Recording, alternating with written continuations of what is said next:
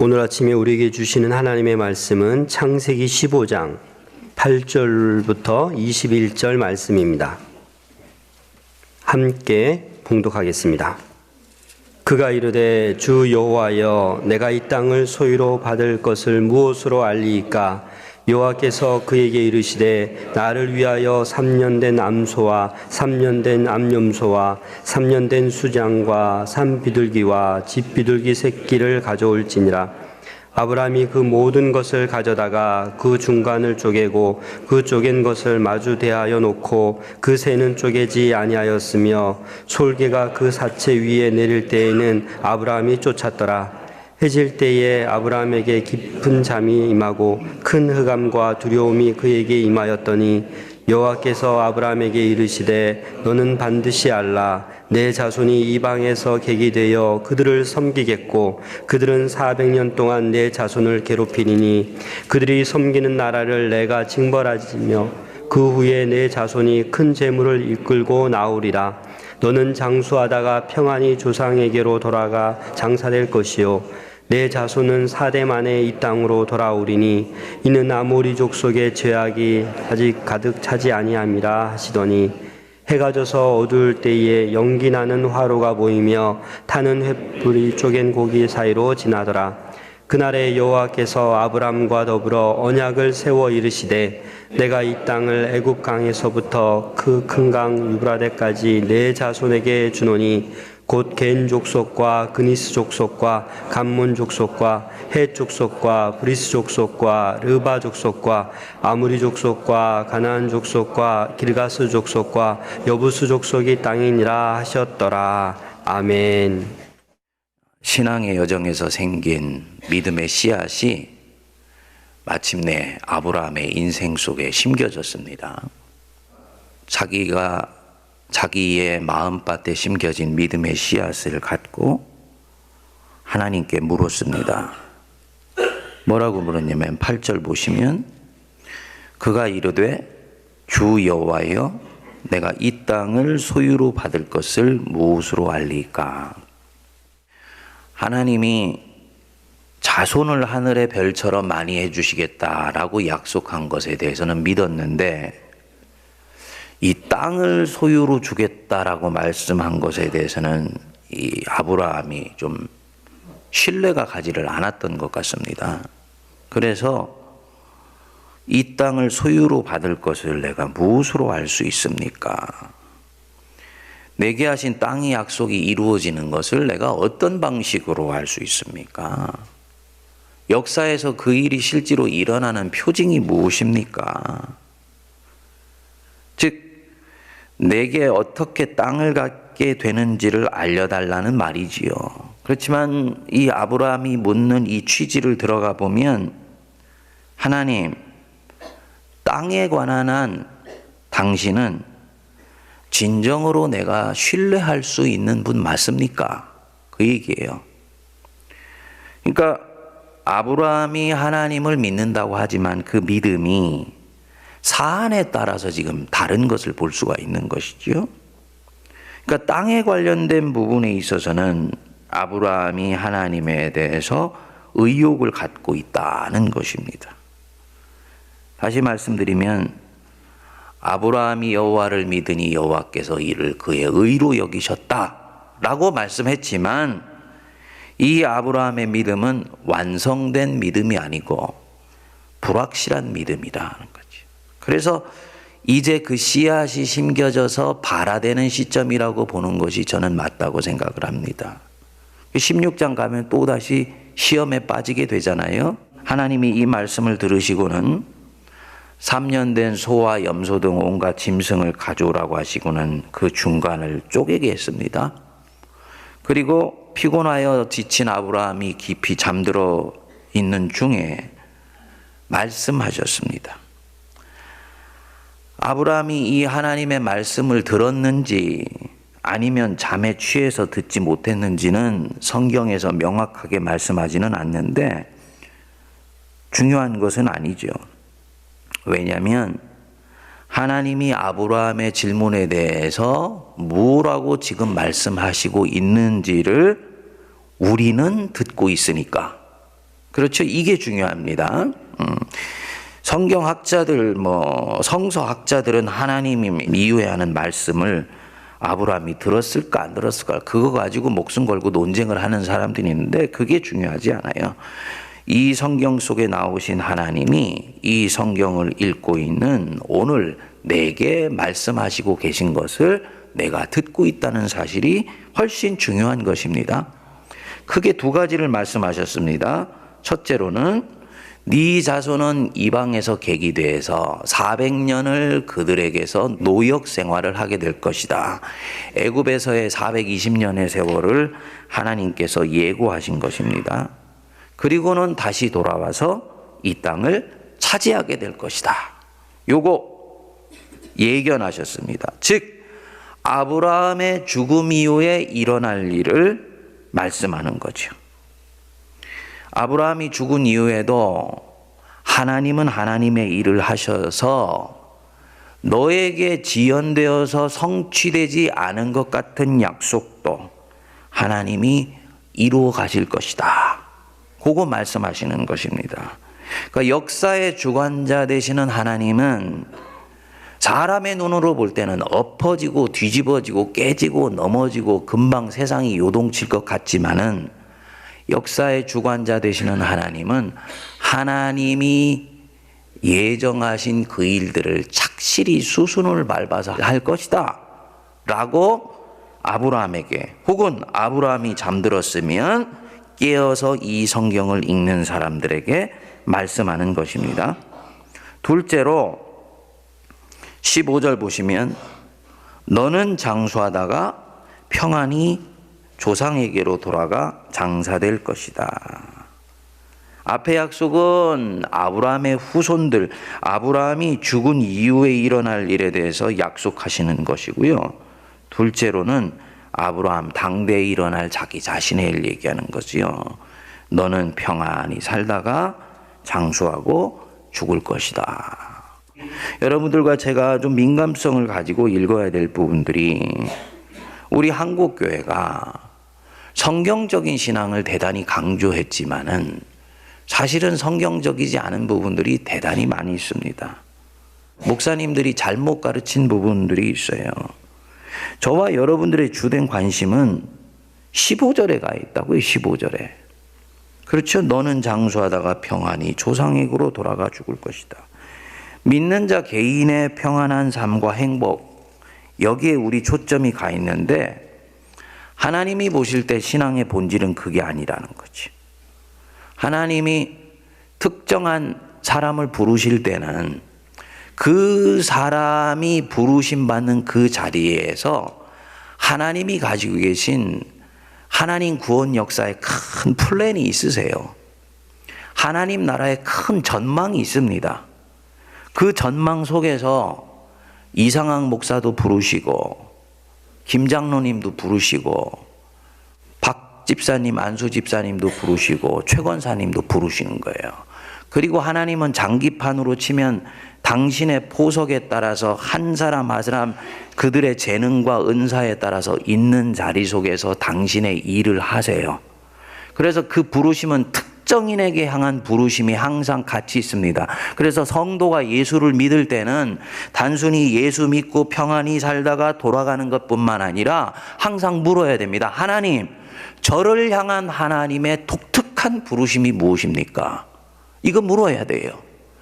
젊은 사람들한테도 그것을 끊임없이 환기시켜 줘야 됩니다. 또 여러분들도 나를 향한 하나님의 부르심이 무엇일까?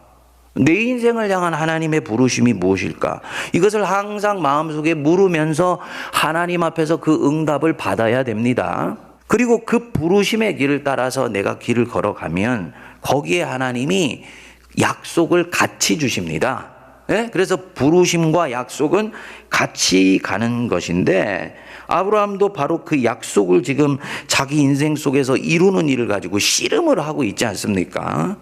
그런데 그 약속이 당대에 이루어지는 경우들도 있지만은 그 다음 때, 또 그 다음 때에 가서 이루어지는 경우들이 대단히 많이 있다라는 걸 성경은 오늘 주님이 처음으로 펼쳐 보여주시는 것이지요. 우리는 평안히 살다가 열조에게로 돌아가서 땅에 묻히고 천국에 가는 것에 관심을 갖는데, 하나님의 관심은 자신의 죽음 이후에도 하나님이 내 개인을 통해 약속하셨던 일들이 세대를 이어가면서 이루어지는 것, 이게 훨씬 주님 보실 때는 중요한 일이다. 그러니까 성도가 진정으로 하나님 중심의 신앙을 갖는다는 것은요, 자기 죽음 이후에도 이루어질 하나님의 약속을 신뢰하면서 눈을 감을 수 있을 때 이 사람 믿음이 진짜 믿음입니다. 그래서 또다시 우리가 물을 수 있죠. 하나님, 그러면 그 일이 이루어질 것을 무엇으로 알리까?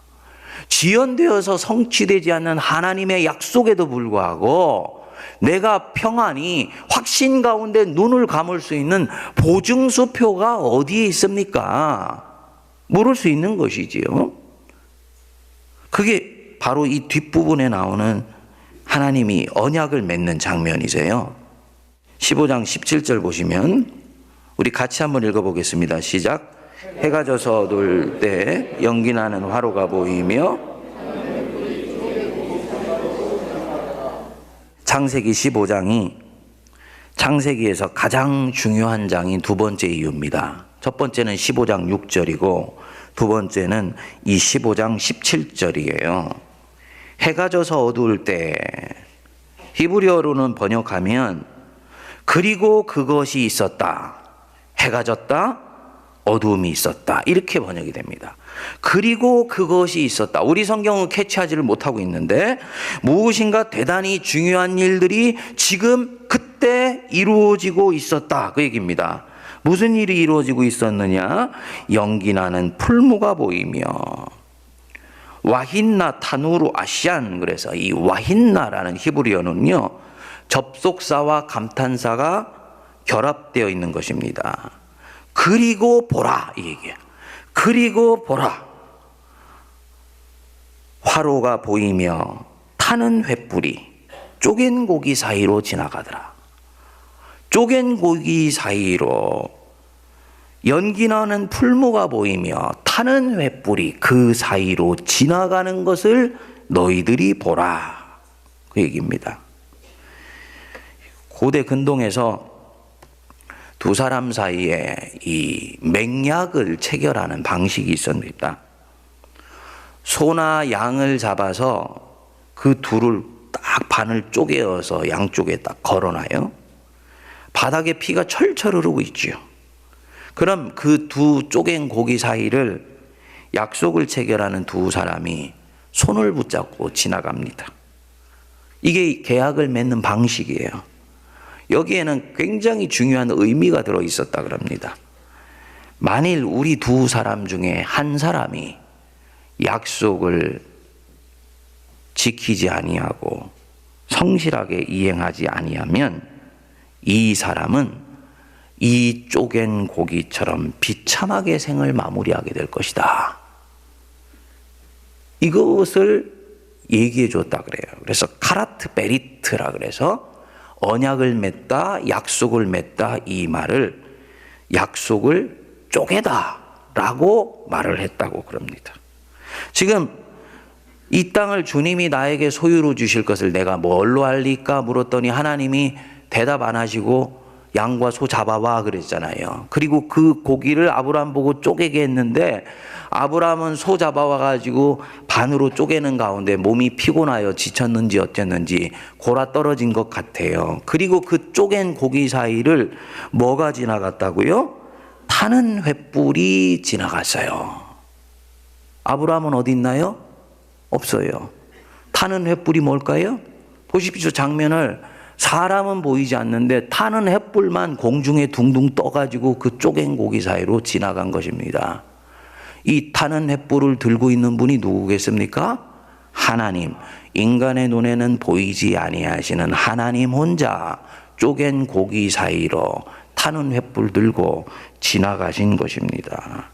하나님이 아브라함과 언약을 체결하시려고 고기를 쪼개놓고 그 사이로 당신 혼자 지나가신 것입니다. 다시 말씀드리면 하나님 자신이 스스로에게 맹세하시고 아브라함 앞에서 맹세하신 것이지요. 만일 내가 너에게 한 이 땅의 약속을 내가 이행하지 않으면 나 여호와의 존재는 이 쪼갠 고기처럼 비참하게 될 것이며 나는 그 이후에는 살아계신 하나님이 아니라 죽은 사신이 되어 저작거리의 조롱거리가 될 것이다. 그 일이 이루어지지 않기 위해서라도 나 여호와는 너에게 한 나의 약속을 내 존재와 인격과 명예와 나의 존망을 걸고 반드시 지킬 것이다. 이게 쪼갠 고기 사이로 지나더라. 소름이 끼치는 장면이지요. 옛날에 언약을 두 사람 사이에 맹약을 체결하면 단지를 했잖아요. 손가락을 잘랐지 않습니까? 그리고 혈서를 썼었습니다. 그 우리로 치면 하나님이 지금 아브라함 앞에서 자기 손가락을 자르시고 혈서를 써서 자기 백성에게 한 약속을 반드시 이루시겠다고 맹약하시는 것입니다. 다음 때에 이루어지기 때문에 믿지 못한다든지 불확실한 믿음밖에 갖지 못한 이 아브라함 같은 사람에게 다시 한번 약속하시는 거예요. 내가 이 약속 이루어지게 될 것을 어떻게 아울리까 하나님? 이라고 지연되는 약속, 이루어지지 않은 채 자꾸 연기되는 약속에 대해서 불신하고 있는 사람에게 하나님이 타는 횃불이 되어서 그 사이로 지나가시는 것입니다. 여러분, 여기서 하나님의 음성을 들으시는 저와 여러분 되시기를 바랍니다. 하나님은 약속하신 것을 반드시 이루십니다. 나 때문이 아니고요. 그분 자신의 인격과 명예와 존망이 걸려 있는 일이기 때문에 주님은 약속하신 것 이루세요. 그리고 나를 그 약속하신 것을 이루어 손바닥 위에 올려주기에 합당할 만한 존재로 동시에 같이 빚어 가십니다. 저나 성도님들이 주님 앞에서 소망을 가지고 살아갈 수 있는 확실한 근거가 다시 한번 되는 것이지요. 그리고 이 부분들이 하나님이 우리가 볼 때는 신뢰할 만한 분이라는 것을 보여주는 징표인 줄 믿습니다. 오늘 우리 아침에 우리 맹집사님이 우리 한국 사회와 한국의 미래를 놓고 이렇게 기도하셨는데 그 기도 속에서 염려와 두려움이 묻어나오는 것을 제가 느낄 수가 있었습니다.